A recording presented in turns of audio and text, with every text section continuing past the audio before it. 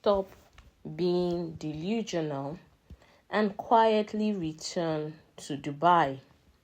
You destroyed the People's Democratic Party.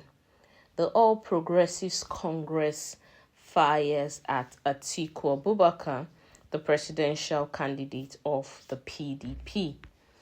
Now, the Tinubu-Shettima Presidential Campaign Council has lambasted the People's Democratic Party's PDP's presidential candidate, Alhaji Atiku Abubakar, for claiming victory at the last Saturday's presidential election.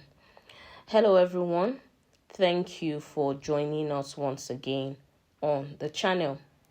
We'd like to say a very big welcome to each and every one of you. Good morning, good afternoon, good evening, depending on the time of day that we may be reaching you. Thank you for joining us on this channel that brings you nothing but authentic and verified news happenings around the country.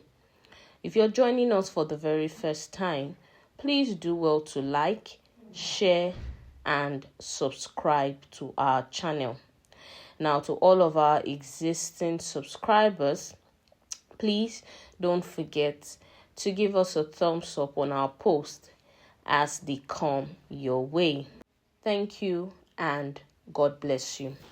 Now, on today's report, we see the APC's PCC firing at Atiku Abubakar and saying to him that he should stop being delusional and quietly return to Dubai, that he has destroyed the People's Democratic Party. Now, the APC's campaign is saying this in reaction to a press conference which was released by Atiku Abubakar, where he vowed to actually approach the courts to reclaim his mandate. Now, we know that the presidential elections, which held on February the 25th, saw Asiwaju Bola Tinubu of the All Progressives Congress being declared as the president-elect and given the certificate of return. And now we know that the PDP has actually cried foul ever since the elections were done with. And according to them, they are actually not accepting the INEC's declaration of the result. Not even only the PDP, but we see the two major parties that are not accepting the results are the PDP and the Labour Party. Now, the PDP has decided that they would go to court and that they have evidences that this election was rigged and that there were a lot of fraud and manipulations done, and that the elections were not free, neither were they fair in any way, and that they were going to go to court to contest the outcome of the elections. And we see the APC reacting to that, saying that Atiku Abubakar is being delusional and that he should just quietly return to Dubai without making so much of the fuss that the PDP seems to be making at the moment over the election results. Well, we're going to go into the details of today's report in full.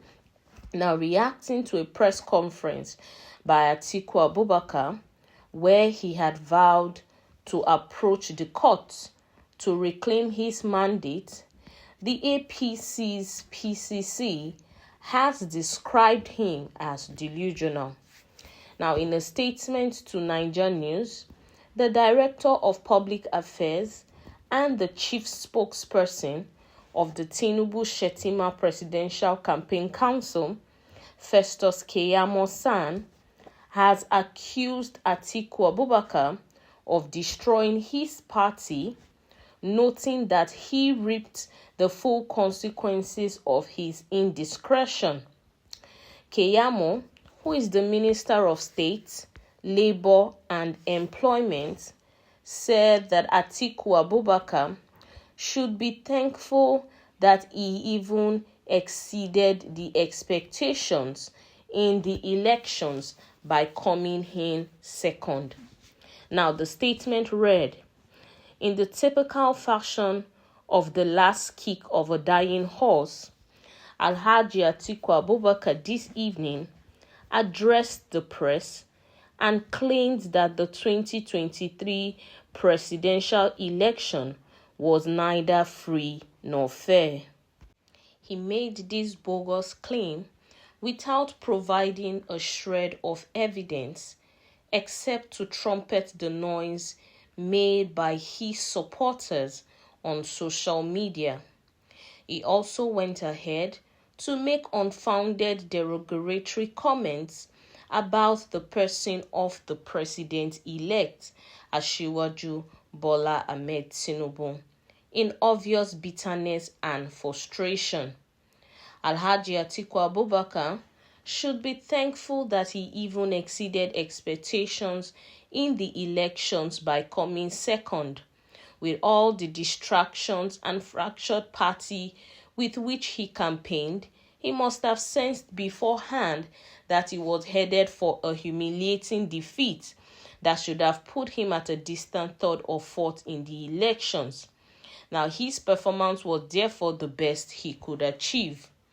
Firstly, Atiku Abubakar breached the zoning principle within his own party by insisting for running for president when that was clearly against the mood of the nation. Even after emerging as a candidate, the PDP itself continued to rub insult on the faces of southern leaders in the party by insisting on keeping the position of the national chairman in the north.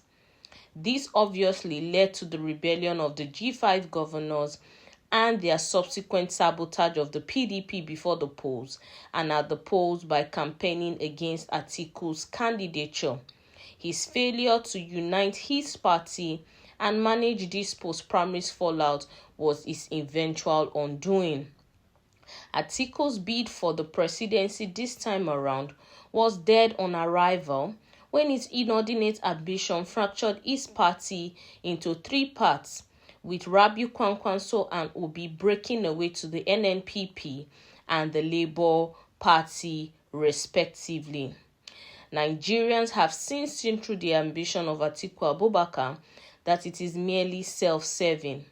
Hence, he has run for presidency at every point in the last 30 years, irrespective of the zoning tilt of the nation. Atiku Abubakar's decision to challenge the outcome of the results is welcome. We are prepared to meet his challenge, no matter the nature of the challenge, anywhere, anytime. If Atiku Abubakar is not embracing the olive branch extended to him and other losers in the 2023 elections by the president-elect, the least he can do is to quietly relocate to Dubai, which has become his traditional home base. Well, that is it on the details of today's report. Until we'll come your way next time with more news happening around the country, please do well to stay safe. Bye-bye.